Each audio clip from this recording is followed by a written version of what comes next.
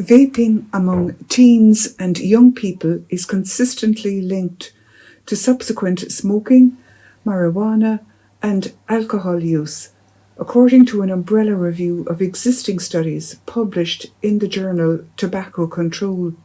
Vaping remains popular in Ireland, and the Department of Health's Healthy Ireland survey showed 8% of the population using e-cigarettes daily or occasionally. Usage is highest among young people, with 17% of 15 to 24-year-olds using them daily or occasionally.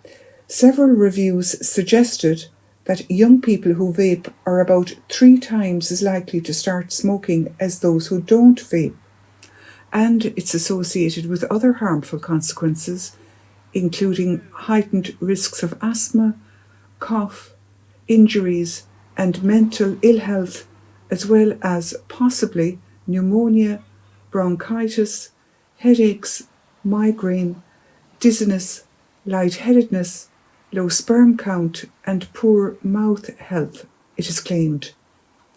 The findings reinforce policy measures to restrict sales and marketing of vapes to young people, said the authors, led by researchers from the Department of Health Science in the University of York in the UK.